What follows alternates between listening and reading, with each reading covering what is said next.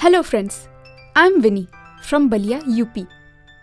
मेरे परिवार में मैं, पिताजी और दादी थे। माँ मेरे जन्म के तुरंत बाद खत्म हो गई थी। मुझे दादी और पिताजी से बहुत ही प्यार मिला था। मेरे पिताजी इनकम टैक्स विभाग में इंस्पेक्टर थे। हर तरह की सुख सुविधा हमें प्राप्त थी। मेरे पिताजी ने मेरी वजह से शादी भी नहीं की थी। उनको लगता था कि सौतेली माँ मेरे साथ अच्छा व्यवहार नहीं कर पाएगी। मैंने कभी भी किसी भी प्रकार की समस्या का सामना नहीं किया था। पिताजी मेरी शिक्षा में किसी प्रकार की कमी नहीं रखना चाहते थे। वो मुझे बहुत अच्छी पोस्ट पर देखना चाहते थे। उन्होंने मेरे लिए होम ट्यूटर रखा हुआ था। पिताजी खुद भी समय निकालकर मुझे पढ़ाते थे। मेरी दादी भी मेरा बहुत ख्याल रखती थी। मेरे अलावा उनका कोई नहीं था। वो मुझे अकेला कहीं नहीं जाने देती थी। आया पर भी विश्वास नहीं करती थी। मेरा हर काम अपने हाथ से ही करती थी। वो यहाँ तक मेरा भोजन भी अपने हाथ से तैयार करती थी और अपने हाथ से ही खिलाती थी। जब मैं पार्क में खेलने जाती थी तो वो साथ ही जाती थी। यहाँ तक कि पिताजी पर भी कम ही विश्वास करती थी। मुझे दादी की इस बात पर गुस्सा भी आ जाता था कभी कभी, लेकिन मैं उनकी ममता के सामने गुस्सा प्रकट नहीं होने देती थी। जब मैं छठी कक्षा में आई तो मेरा स्कूल बदल गया। मैं नए स्कूल में खुद को एडजस्ट नहीं कर पा रही थी। मेरे दोस्त नहीं बन पा रहे थे। टीचर भी सब नए थे। कुल मिलाकर मैं तालमेल नहीं बैठा पा रही थी। मेरा कहीं भी मन नहीं लग रहा था। मैंने इस बारे में दादी से बात की तो वो स्कूल गई और प्रिंसिपल से इस बारे में बात की। टीचर ने मेरी बहुत मदद की और अब मैं उस माहौल में खुद को सुरक्षित समझने लगी। सब कुछ सही होने लगा। अब मैं 9वीं कक्षा में आई। अब तक मेरे बहुत सारे दोस्त बन चुके थे।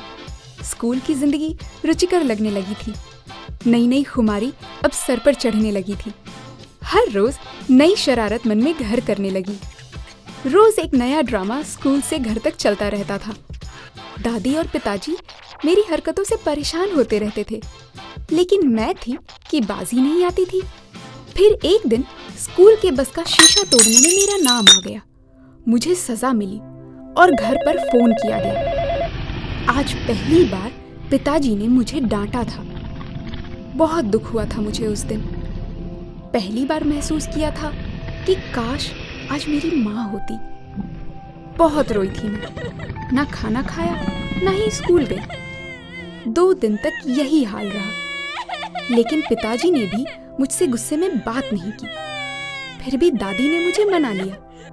लेकिन मैं अब भी स्कूल जाने के लिए तैयार नहीं थी। स्कूल जाना तो पड़ता ही, लेकिन मैंने बोल दिया कि उस बस में मैं नहीं जाऊंगी। पिताजी ने मेरे लिए एक रिक्शा चालक को रख लिया। रिक्शा चालक बहुत ही कम सी उम्र का मासूम सा लड़का था। 1 सप्ताह तक मैं उसके साथ स्कूल गई। वो बोलता ही नहीं था, बस अपने काम से काम रखता था।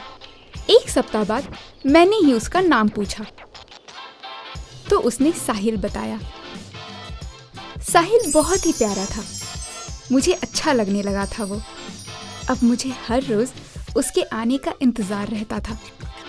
मैं स्कूल खत्म होने का इंतजार करती रहती थी और बस साहिल के आने का समय ही मुझे सबसे अच्छा लगता था। एक दिन मौका देखकर किसी बहाने से उसका नंबर ले लिया। अब मैं उसको किसी न किसी बहाने फोन करने लगी थी। वो इतना भोला था कि मुझे समझ ही नहीं पा रहा था। फिर मैंने एक दिन उससे बोला कि मुझे स्कूल बंक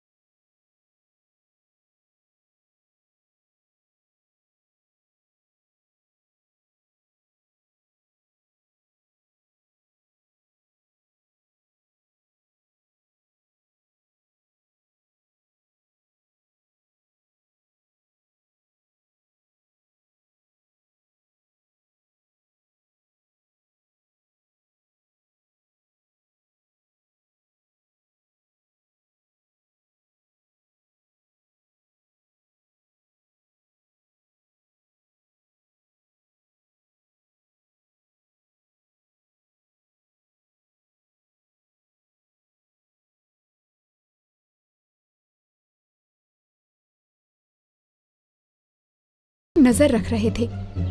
और एक दिन हम दोनों को पापा ने एक रेस्टोरेंट में रंगे हाथों पकड़ लिया। पापा ने कुछ नहीं बोला, बल्कि हमारे साथ खाना खाया और हम दोनों को गाड़ी में बैठाकर घर लाए। मैं और साहिल अंदर ही अंदर बहुत डरे हुए थे। पापा का गुस्सा मेरे अंदाजे से कहीं ज्यादा था। मैं और साहिल को लग रहा था कि अब हम शायद जिंदा नहीं बच पाएंगे। फिर हम पापा के साथ घर आए। पापा ने दादी को आवाज लगाकर बुलाया और कहा कि देखो वो किसको साथ लाए हैं। दादी हम दोनों को देखकर समझ गई, फिर भी अनजान बनकर आई।